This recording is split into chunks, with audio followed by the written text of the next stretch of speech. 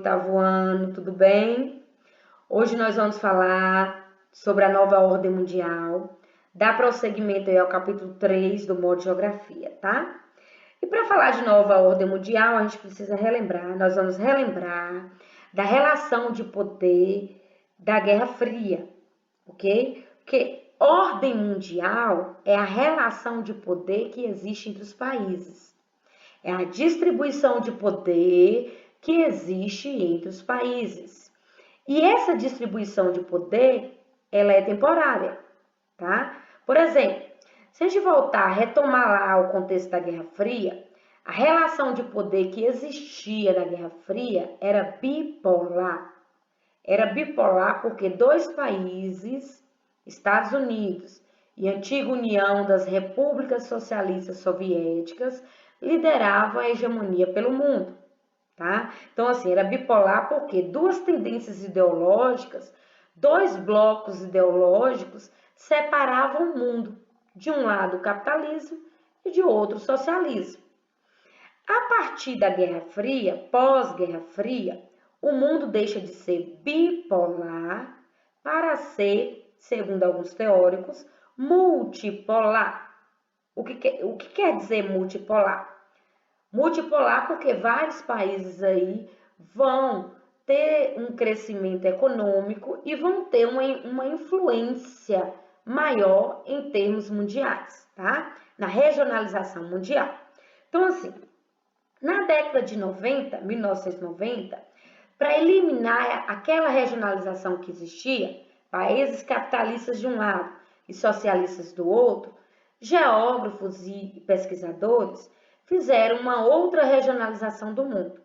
Dividiu o mundo do jeito que o mapa mostra aí, em países ricos e países pobres, em países do norte e países do sul, tá? Então, a regionalização que foi feita aqui em 1990, principalmente depois da queda da antiga União Soviética, a regionalização que foi feita foi baseada em aspectos econômicos, dividindo o mundo em países ricos, desenvolvidos, e países subdesenvolvidos, tá? Então, nós temos aqui Estados Unidos, Canadá, uma parte da América do Norte, nós temos toda a Europa, nós temos o continente, uma parte do continente asiático, e nós temos a Oceania, o continente da Oceania, como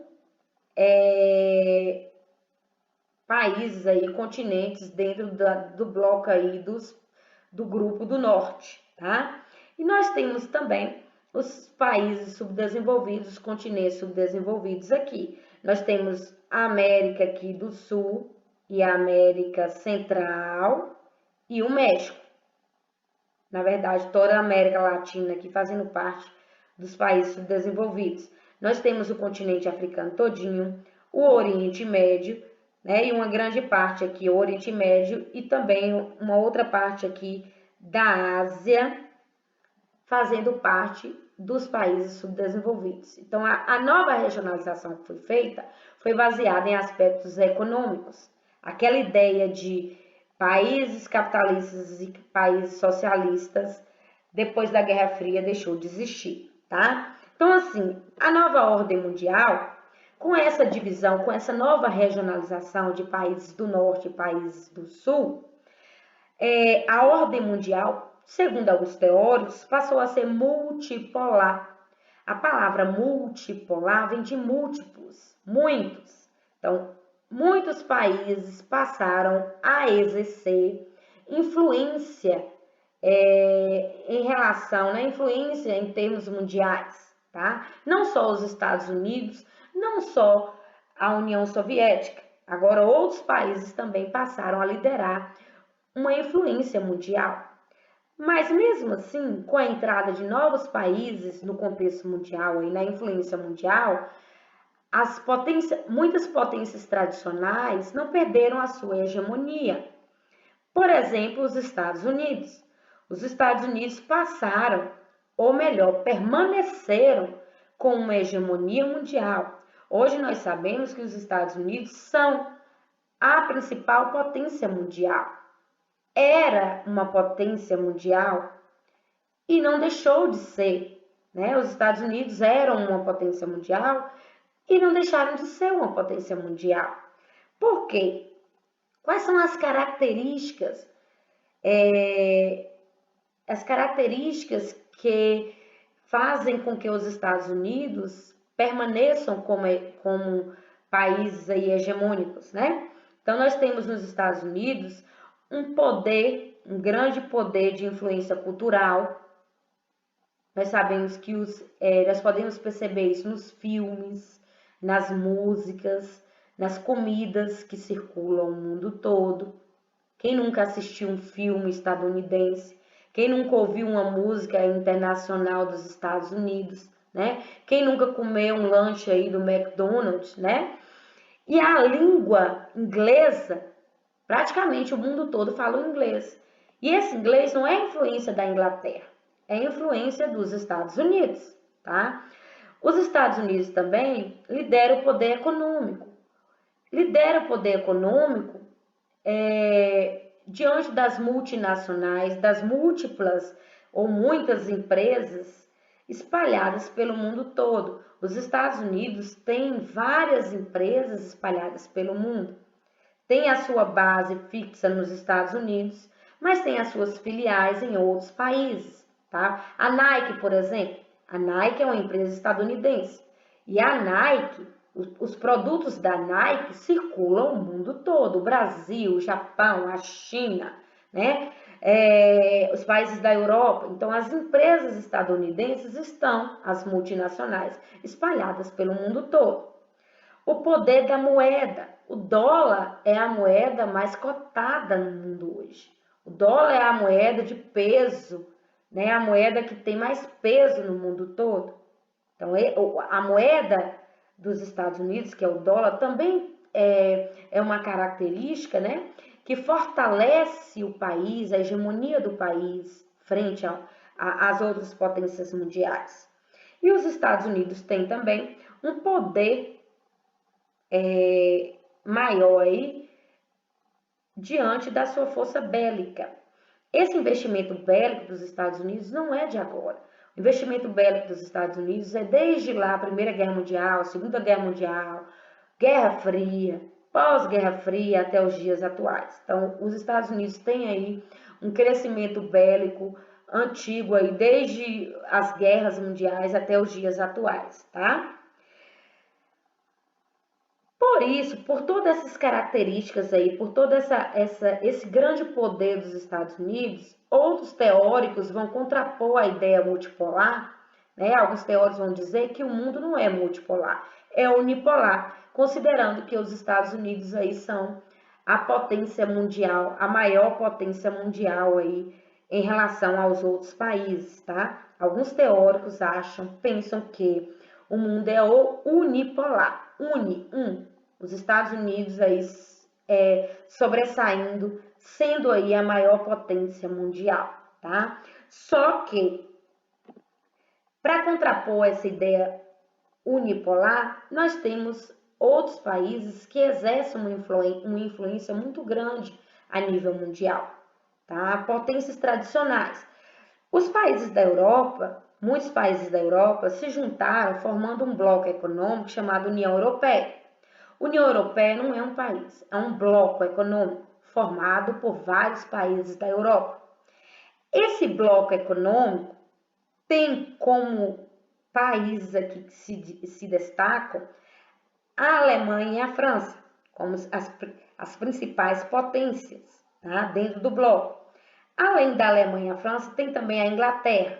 Eu não coloquei a Inglaterra aqui porque a Inglaterra hoje luta para sair do bloco. A Inglaterra tem um sistema político diferenciado, que é monárquico. A Inglaterra tem uma economia equilibrada, tem uma balança comercial equilibrada. Então, a Inglaterra,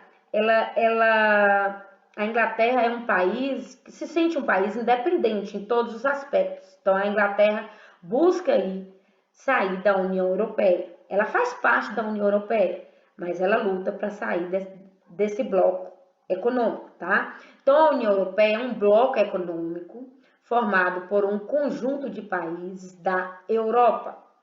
E esse bloco econômico exerce uma influência mundial, uma influência muito grande em termos mundiais, tá?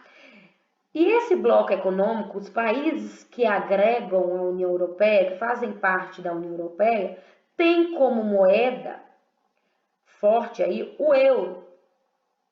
O euro é uma moeda que compete a nível mundial com o dólar.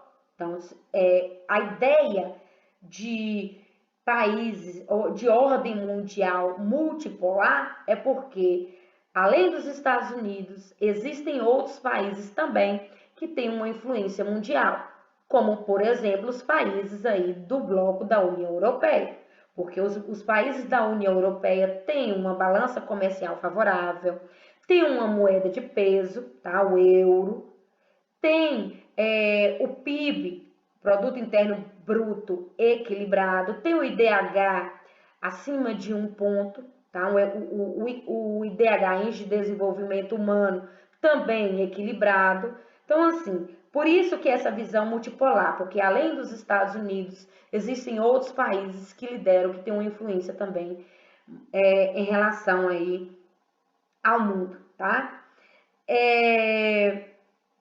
A União Europeia criou a OTAN, a Organização do Tratado do Atlântico Norte, lá no período da Guerra Fria.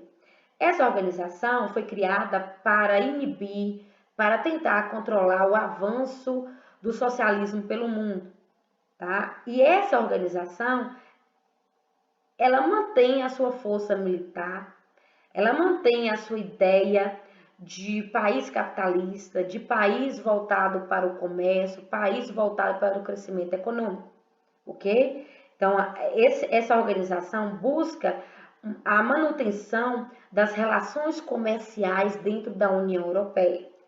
E esses países se uniram dentro de um bloco, fizeram um acordo dentro de um bloco para fazerem relações comerciais, trocas comerciais sem pagar taxas de impostos, né? Fazerem relações comerciais sem pagar taxas alfandegárias, facilitarem aí os fluxos de mercadorias, de pessoas, de serviços dentro dos países que estão dentro do bloco, ok?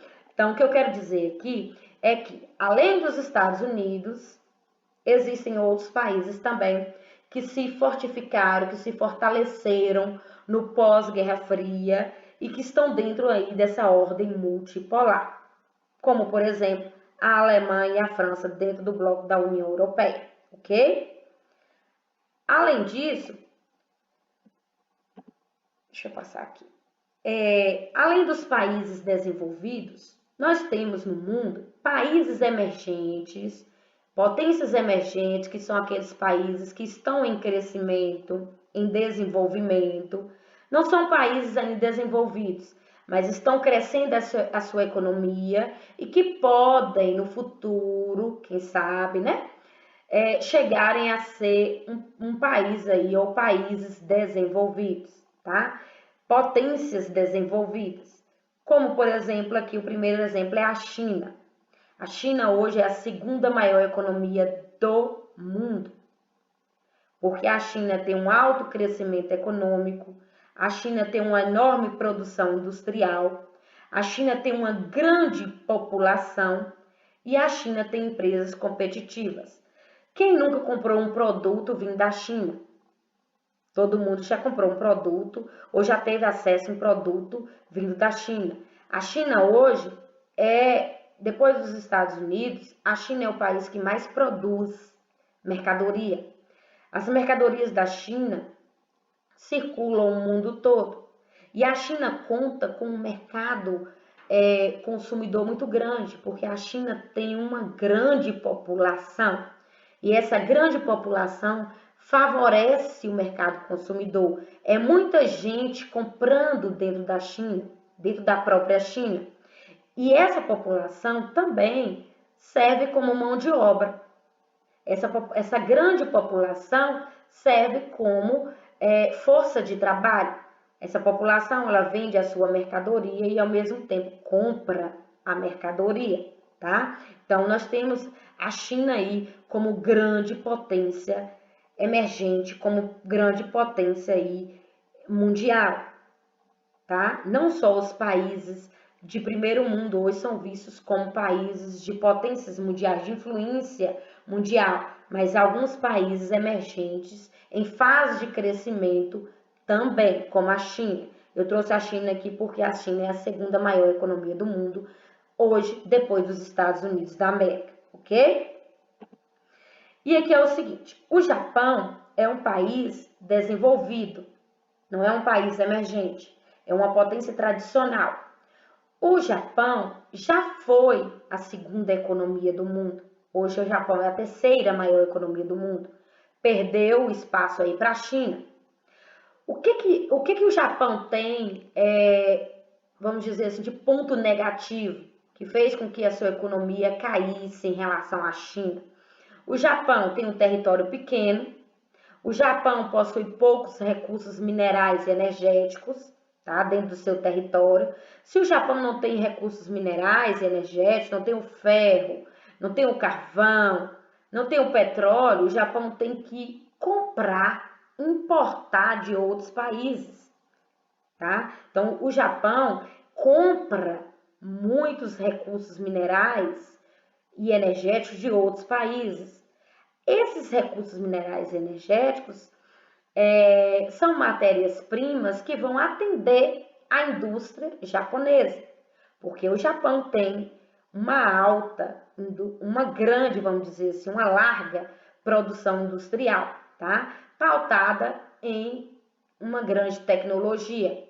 Ou seja, o Japão não tem a matéria-prima, mas o Japão tem as indústrias, as grandes indústrias que produzem para o mundo todo, ok? E o Japão hoje é a terceira maior economia do mundo.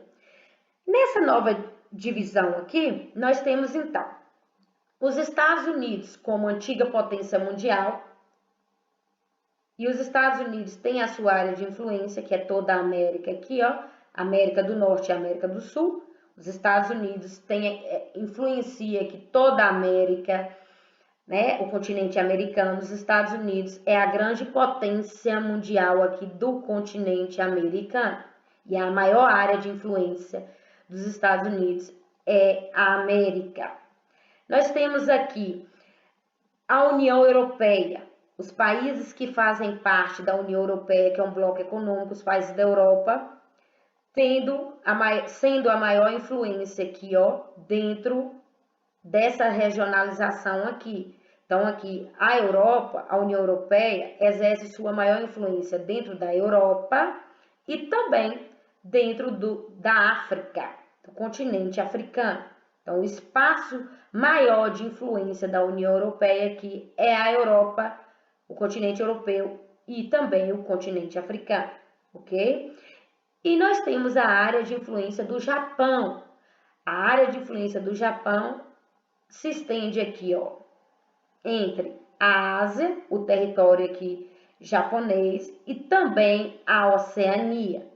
A área de influência do Japão aqui é o Japão e também o continente aqui da Oceania, tá? E nós temos aqui a China, como eu mostrei. A China é um país emergente em fase de crescimento. Nós temos a Rússia também, que é um país emergente em fase de crescimento. São países emergentes que podem chegarem a ser uma grande potência mundial no futuro, ok? Continuando aí. Olha a Rússia. Complexa transição do socialismo para o capitalismo. A Rússia passou a ser emergente, depois país em crescimento, em desenvolvimento, depois que ela deixou de ser socialista, completamente socialista, para ser capitalista. Não quer dizer que a Rússia é um país totalmente capitalista, não. Né? Na verdade, a Rússia tem tendência socialista, sim, mas o mercado, a economia, o comércio russo, hoje, tem uma visão capitalista, tá? Então, a Rússia hoje, pensando na economia, A economia da Rússia hoje ela é capitalista, porque a Rússia ela faz acordos comerciais não só com o socialismo, não só com países com tendências socialistas. A Rússia ela faz acordos comerciais com vários países, principalmente países da Europa, países capitalistas da Europa. E a Rússia tem um alto poder bélico.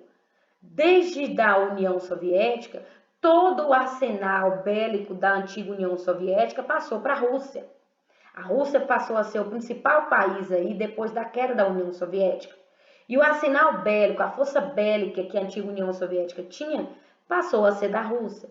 Então, a Rússia tem um mercado econômico voltado para o capitalismo e tem um grande poder bélico aí. Essas duas características fazem com que a Rússia seja hoje um país emergente, um país em fase aí de desenvolvimento, de crescimento, tá? A nível de poder um dia ser uma grande potência mundial, um país desenvolvido. O Brasil também é um país emergente. Só que o Brasil, a economia do Brasil hoje é voltada, e sempre foi, né? A economia do Brasil sempre foi voltada para produtos primários. O Brasil exporta matéria-prima, matérias primárias, né? Da agricultura, minerais, carvão, ferro, minerais energéticos também, petróleo, gás. Então, o poder do Brasil aqui é um poder regional na América. Dentro da América, o Brasil tem uma grande influência. E essa influência dentro da América, principalmente a América do Sul, faz com que o Brasil seja um país emergente, também em fase de crescimento econômico, tá? Não vou dizer que o Brasil tem uma influência mundial. Na verdade, a influência do Brasil a influência maior do Brasil é dentro mesmo da América, principalmente a América do Sul. A Índia também tem uma influência regional dentro da Ásia, tá? A economia da Índia também é baseada em produtos primários, em matérias-primas, tá? Como o Brasil. A Índia tem uma grande população que favorece o mercado consumidor, que favorece também a mão de obra, uma grande quantidade de mão de obra. E essa influência da Índia, ela é regional dentro da Ásia, do continente asiático, ok? Também um país emergente. Então, assim, diante de todas as ideias e as colocações, não existe uma única forma de interpretar o poder do mundo hoje, tá? Então, a gente pode pensar o seguinte, existe uma ordem ou uma desordem? Existe uma única potência mundial, os Estados Unidos da América, ou existem várias potências mundiais? Existe uma ordem em que um único país controla o mundo, ou existe uma desordem em que vários países controlam o mundo? Essas ideias, elas vão ser divergentes em relação a vários teóricos, tá? Alguns teóricos da geografia, alguns geógrafos vão dizer que a ordem é unipolar, que os Estados Unidos é quem manda no mundo. Outros vão dizer que a ordem é multipolar, que vários países têm influência pelo mundo todo. Países como o Japão, países dentro do bloco da União Europeia, países emergentes como a Rússia, o Brasil, a Índia, a China. Então, a visão, a interpretação, ela não é única, né? Não é isolada. Existem várias interpretações aí para essa nova ordem mundial, tá? Na Guerra Fria existia uma ordem bipolar. Era bem claro isso. De um lado os Estados Unidos e do outro a antiga União Soviética. Hoje existe na verdade várias áreas de influência e várias áreas de poder. O que faz com que essa nova ordem mundial não esteja na mão de um só, de um líder só, ok?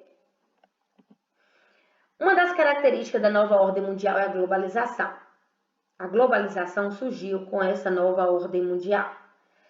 O que é essa globalização? Qual é o conceito, o melhor conceito para essa globalização?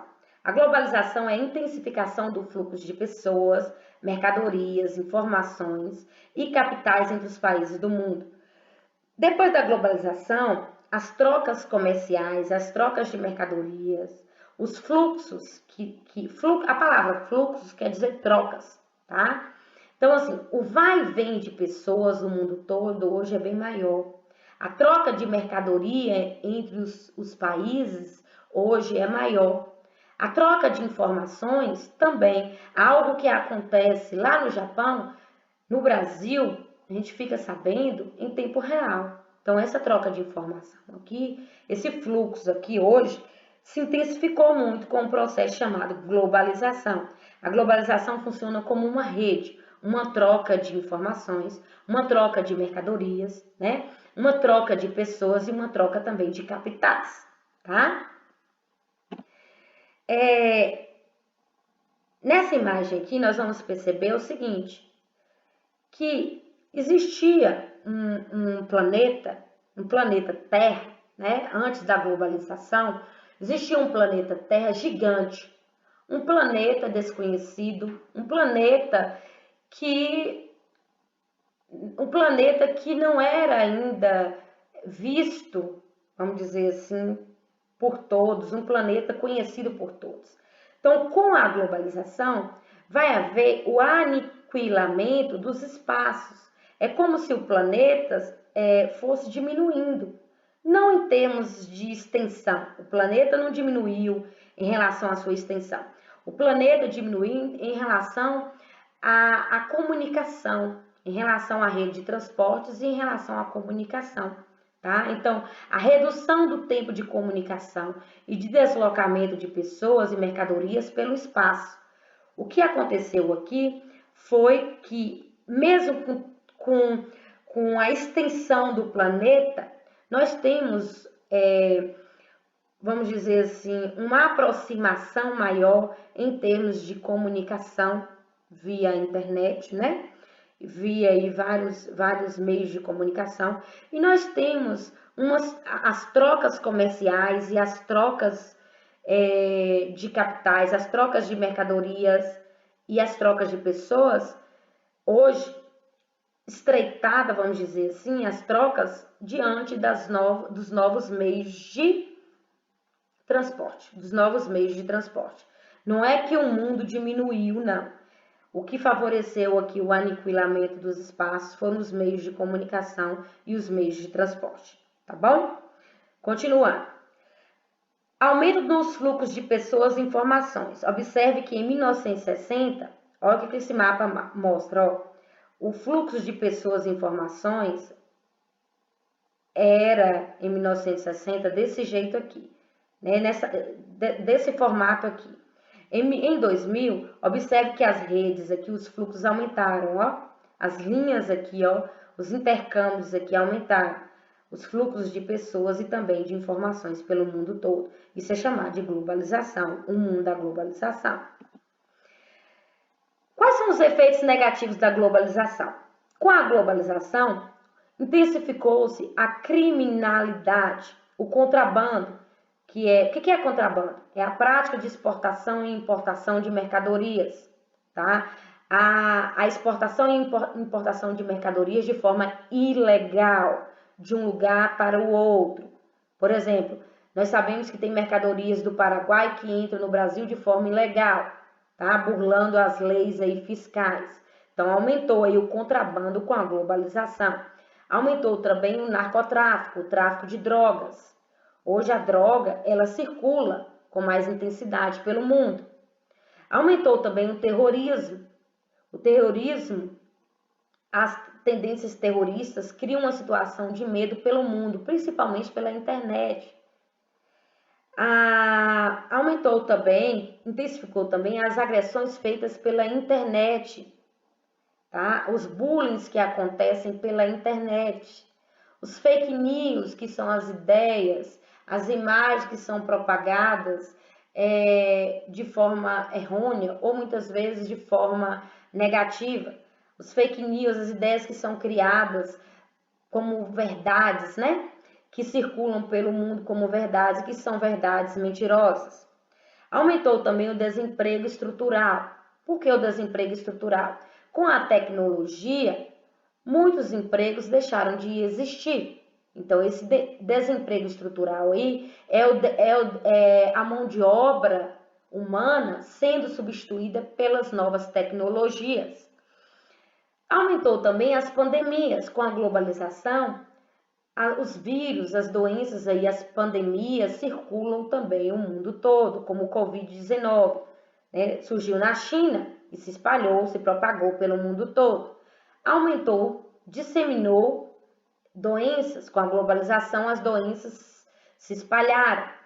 E as barreiras às imigrações. Com a globalização, com o fluxo aí de pessoas, o vai e vem de pessoas, muitos países criaram barreiras para impedir a entrada de pessoas em seus países, como os muros. Nós falamos na aula passada o Muro de Berlim, aquele muro que foi feito dentro da Alemanha para separar a Alemanha Oriental da Alemanha Ocidental. Esses muros também existem hoje.